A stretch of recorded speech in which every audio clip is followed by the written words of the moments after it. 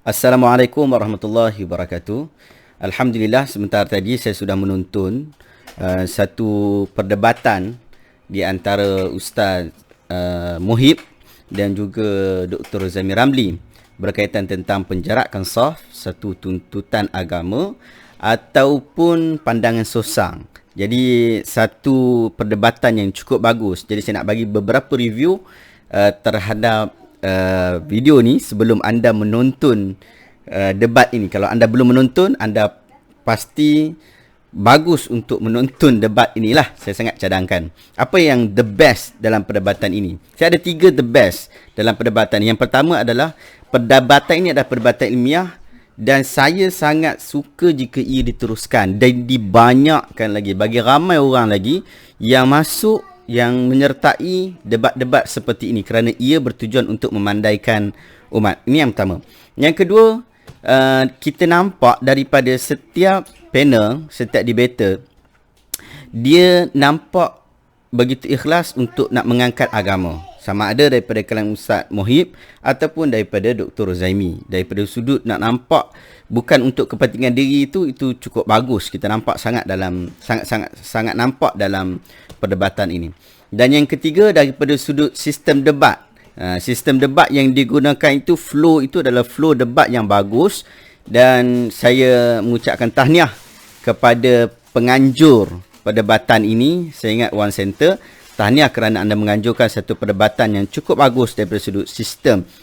Okey, itu yang the best dalam perdebatan ini. Jadi kemudian saya akan sebutkan berkaitan tentang pandangan saya terhadap debater-debater dan ia berkaitan tentang 5 perkara. Yang pertama daripada sudut dia adalah sebagai seorang pendebat. Yang kedua daripada sudut kefahaman terhadap isu. Yang ketiga dari sudut hujah yang dia sampaikan. Yang keempat, sikap terhadap debater yang lain, terhadap panel yang lain. Yang kelima daripada sudut pujian. Saya akan bagi 5 review bermula daripada Dr. Zaimi sehingga Ustaz Muhib. Yang pertama Dr. Zaimi dahulu. Daripada sudut debater, kita tak pertikaikan bahawa dia adalah seorang debater yang bagus, dia seorang pendebat yang bagus, tetapi kita tengok bahawa dia terlalu mengikut format debat yang biasanya waktu pertengahan debat tu biasanya kita akan bersifat menghentam. Dan itulah yang dilakukan oleh Dr. Zaimi dalam banyak keadaan. Waktu pertengahan debat itu banyak sangat dia menghentam Ustaz Muhib sehingga seolah-olah kita kata, sehingga sebahagian orang yang tidak biasa dengan kaedah debat ni merasakan bahawa seolah-olah Dr. Zaimi ni tidak beradab. Tidak beradab. Sebenarnya itu perkara biasa dalam debat. Tapi cuma ini kan perdebatan yang bukan untuk mencari menang, tetapi untuk nak mencari untuk nak menunjukkan pandangan masing-masing sehingga kita yang melihat ini dapat memberikan penilaian. Maka saya ingat sikap seperti itu mungkin boleh dikurangkan sedikit ataupun lewah-lewah yang sifat memperlekehkan itu saya ingat mungkin kita boleh tolaklah, mungkin boleh kurangkan sedikit. Tapi Dr. Zaimi memberikan penutup yang the best. Cara memberikan penutup itu saya ingat jarang kita jumpa debater memberikan penutup yang terbaik seperti itu. Maksudnya dia tidak bersifat menghentam pada hujung. Pada bahagian penggulungan, penutupan. Sangat bagus. Saya ingat untuk debater-debater yang lain mungkin boleh ikut kaedah ini dalam perdebatan yang bukan bersifat untuk mencari menang. Yang kedua, daripada sudut kefahaman isu. Tidak dinafikan bahawa Dr. Zaimi sangat faham tentang isu ini. Daripada sudut keilmuan, memang dia adalah orang yang tepat di dalam membicarakan tentang isu ini. Dia menguasai isu, menguasai hujah. Tetapi kadang-kadang kaedah kias yang diberikan oleh Dr. Zaimi itu nampak berterabur. Itu je lah. Tapi kita ingat mungkin dalam perdebatan biasa perkara itu berlaku. Kadang-kadang kita tak rancang. Kita ada satu isu, kadang kita dapat isu tu provocation daripada pihak lawan. Lalu kita mengeluarkan apa sahaja yang ada dalam kepala otak kita untuk nak mempertahankan diri kita. Tapi masih lagi terkawal, cumanya kias tu nampak sedikit berterabur lah. Itu yang kedua. Yang ketiga daripada sudut hujah. Hujah pada pandangan saya jika orang itu mengambil hujah pada penjarakan sosial di dalam salat, dalam salat jemaah di masjid, mereka pasti bagus jika mereka merujuk kepada pandangan yang diberikan oleh Dr. Rozami, kerana hujahnya sangat mantap dan dia mempertahankan hujah itu dengan sangat baik. Kaedah-kaedah usul yang digunakan sangat tepat. Jadi tidak ada isu dalam hal berkenaan. Jika ada orang yang nak mempertikaikan mereka perlu menggunakan kaedah hujah yang lebih kurang macam Dr. Rozami, tetapi dengan mengeluarkan hujah-hujah yang mengeluarkan dalil-dalil yang sesuai. Macam pada hujung tu Dr. Rozami sebut dia menantikan juga daripada Ustaz Muhib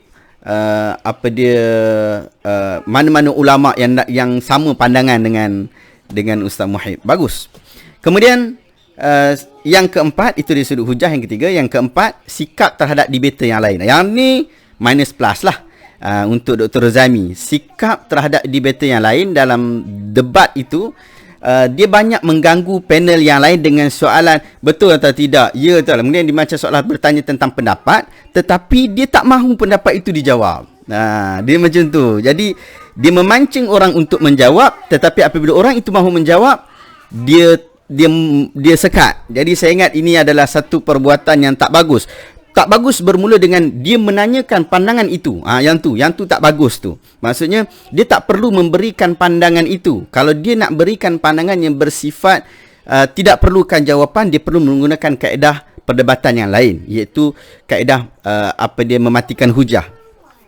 Yang keempat, yang kelima, daripada sudut pujian.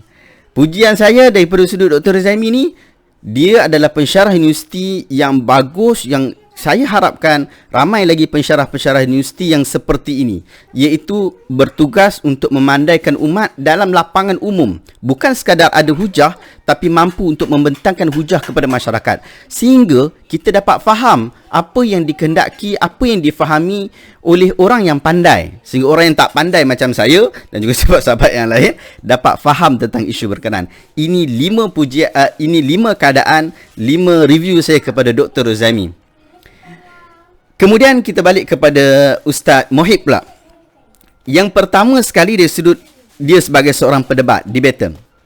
Seorang debater, dia ni adalah seorang, kalau kita sandarkan dia sebagai seorang debater, dia adalah debater yang tidak berpengalaman. Memang tak ada pengalaman. Bahkan dia tak tahu cara untuk nak mematikan hujah panel lain. Cara tu dia tak tahu.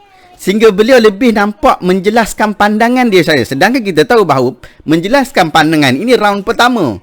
Round kedua kita matikan hujah. Round ketiga kita matikan hujah yang dia keluarkan. Macam-macam lah. Tapi cumanya dia hanya berlega pada round pertama saja. Tapi kadang-kadang dia jawab juga. Kritikan tu nampak juga. Tapi cuma kritikan yang dia berikan itu adalah kritikan yang sama. Daripada awal perdebatan sehingga akhir perdebatan, dia beri kritikan yang sama saja. Nak tahu kritikan apa, kena menonton video perdebatan berkenaan. Yang kedua, kefahaman isu. Yang ni masalah sikit. Saya ingat Ustaz Muhib, dia tak sesuai untuk bercerita berkaitan tentang penjarakan sosial ini disebabkan dia tak faham isu ni. Bahkan dalam banyak keadaan dia berpandangan bahawa COVID ni bukan sesuatu yang bahaya.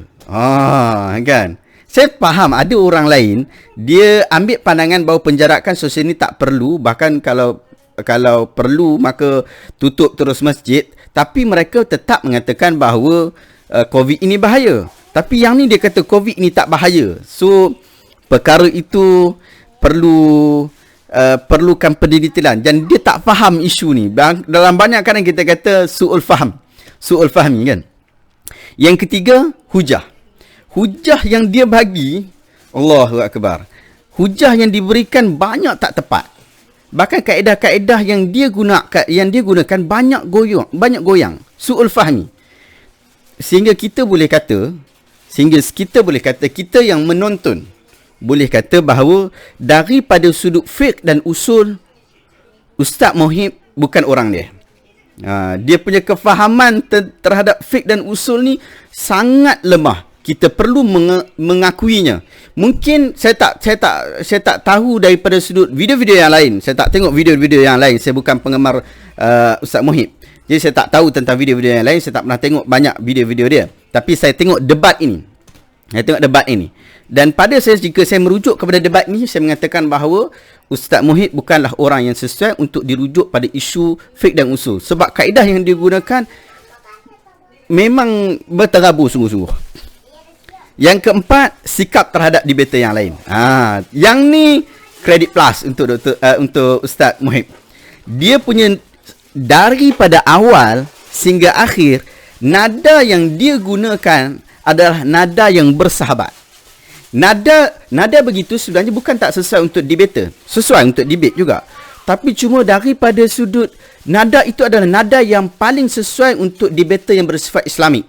Jika panel yang lain menggunakan kaedah itu, nescaya ia menjadikan perdebatan ini sangat istimewa. Sangat istimewa. Jadi saya sangat suka kaedah nada yang sangat bersahabat yang digunakan oleh Ustaz Muhib. Yang kelima, pujian umum. Daripada sudut bahasa Melayu Ustaz Muhib, ya Allah, ya salam, kita faham setiap perkataan yang dia sebut, sedangkan dia bukan orang Melayu. Dia orang Arab. Saya tak tahu Syria ke Jordan, tapi cuma dia orang Arab. Tapi bahasa yang dia sebutkan itu mudah untuk kita faham, dan kaedah yang digunakan ataupun cara sebutan yang dia sebut tidak bombastik. Kalau kita tengok panel yang lain, kadang-kadang dia bagi ayat-ayat yang bombastik seperti holistik dan sebagainya, sehingga orang lain susah untuk nak faham. Tapi bahasa yang digunakan oleh Ustaz Muhib sangat bagus. Dan ini adalah kaedah yang bagus untuk nak bagi faham orang.